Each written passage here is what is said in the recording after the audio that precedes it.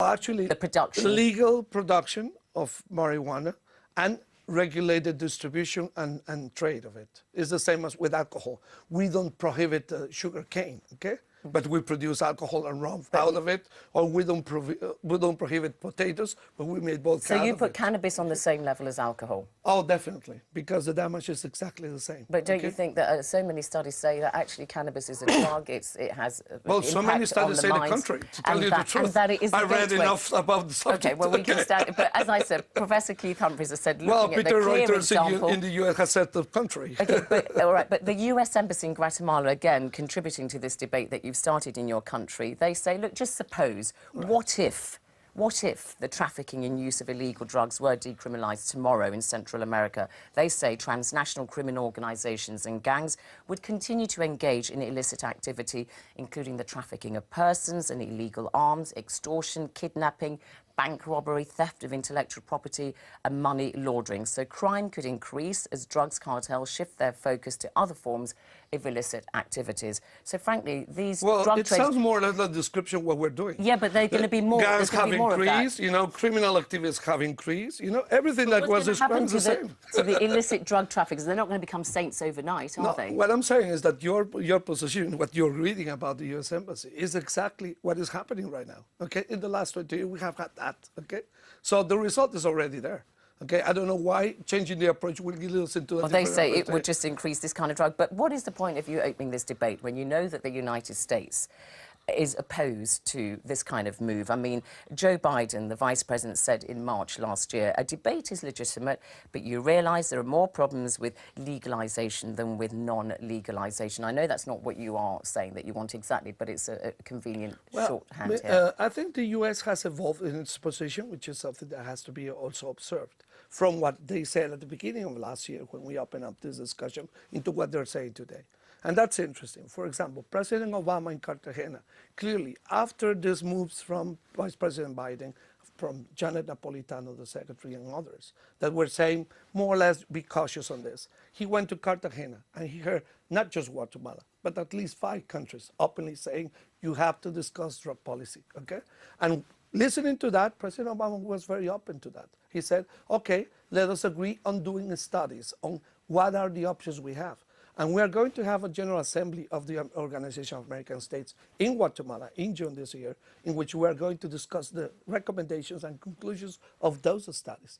I think the debate has already started to be done. So do you think, I mean, President Molina said in April last year that the US might change his mind. He says, I believe as Obama enters his second term, he's going to be more open to this debate. There will be a process towards regulation. Is that honestly what you think will happen? Well, we're thinking that most countries are open up to the idea that we should discuss options. But the US specifically, because obviously it's the most influential. We're talking about the US. They do, but, you know, Obama... I mean, the Colorado and Washington state just legalized what they call, is not just medical consumption, but...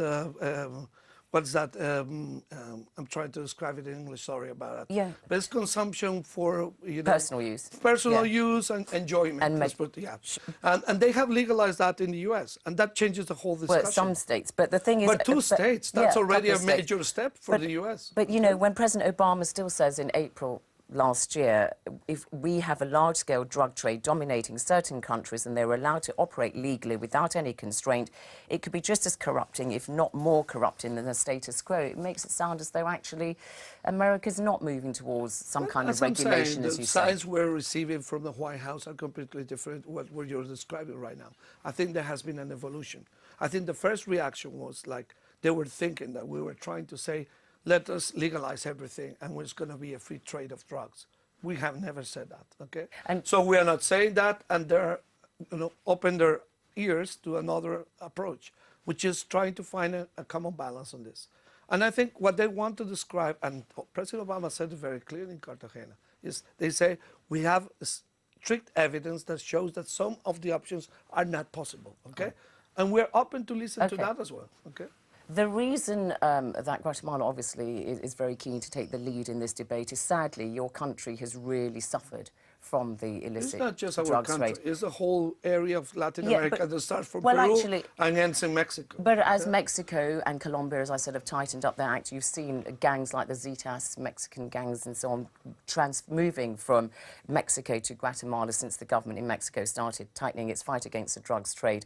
And so Guatemala has become a major transit point, particularly for cocaine smuggling. I mean, something like 400 tons of cocaine were transported through Guatemala. Transported every year they go through. It's But a huge as I'm problem. saying, it doesn't come to Guatemala from nowhere. It comes from Colombia Colombia, or yeah. Peru, and it goes all the way around Central America, up to Mexico, and into the United States. Well, the funny thing is that when it crosses the Rio Grande border, it's not illicit drugs. It's just, drugs that are sold in the U.S., okay? And that is a funny thing, that we have illicit trade from all the way from Peru to Mexico. And once it gets into the U.S., there's no organized crime, no gangs, no nothing. And it is really something that we question. That the reality is that what we have is a whole trade problem that starts in the U.S. It starts in Sure, of northern course. countries and it moves into the south But it's, because that's the production centers. but Guatemala- And we are caught in the middle, definitely. You are caught in the middle, but Right. Guatemala is a paradise for criminal activity, basically, because Not you have... anymore. We it have is- already strengthened our legal I mean- system enough. We have captured in You the haven't last done 2 that years. yet. It's going to take ages to... Look, President Not at all. Molina... I give the evidence, okay? Let me just set out the... not Let me set rhetoric. out the... Yeah. President Molina in January, Yeah. in January the 19th Right. this year, President Molina says drug traffickers have been able to penetrate institutions in this country by Right. employing their resources and money. We're talking about the security forces, public prosecutors and judges. This is your own president saying that there's been this infiltration. You've got a huge problem in your hands, on your No, hands in but Guatemala. what I'm trying to describe now is where we are moving. This is the photograph of where we are today. But where we are moving, in the last 3 years, we have been able of doing certain things that are important. One is starting the reform police so that we have less corruption in the police system. Second, try to strengthen the Attorney General's office so the prosecution becomes more independent from corruption. You've got And that is happening. Claudia Paz. Claudia Paz is working there. Working, the And Attorney third, General. The third person that is working on this is the Minister of Governance, the Minister of Security, Interior Security of Guatemala. And he's using also all his power to control things. But, you so can't- we are getting control of certain things. 4 of the major drug cartel leaders in Guatemala has been put in prison in the last 2 years. So that shows that we are really strengthening our system. The scale What I'm of the saying is problem is that the- enormous, though. 40% of your territory is governed by... by is in all the hands means. of the criminal gangs. Well, not really. People say- Not well, a really. good What we chunk of have is a territory. problem of corridors, what we call corridors. They do not control large territories. They don't need to. Okay? They just need to control certain corridors, which are where they have roads or legal roads or illegal roads that they use to traffic. Okay? As I'm saying, we are a transit place. Now, we do not produce drugs. We do not consume drugs. We basically a transit place. But What I'm trying to say with this is that you're trying to describe a situation that looks like there is chaos. There's no chaos there. But, well, I okay? mean, I'm not saying that there is chaos, but I'm just saying to you that, for example, if you look at the words of somebody like Kevin Casas Zamora from the Brookings Institution, a former vice president of Costa Rica. I know him personally. Yeah, you know him personally. September 2011, then you'll know that he wrote Guatemala Between a Rock and a Hard Place. Only September 2011 he wrote this, and he says, "It is time to shed the pretense that Guatemala's frail and corrupt institutions will be able to prevent the country from becoming a narco state." Couldn't Guatemala become a narco state? Well, actually, not at all. I mean, and that is a discussion I have with my friend Kevin Casas on this. The question is how we protect the legal system and the democratic system from the infiltration of corruption coming from drugs. That comes from political campaigns on the one hand, okay? And not on a national level only, but at the local level, particularly mayors of counties where there is trafficking or potential trafficking. I think that's one thing. Second is local authorities in terms of local police authorities that we need to prevent. And also the question about prosecution that I was describing.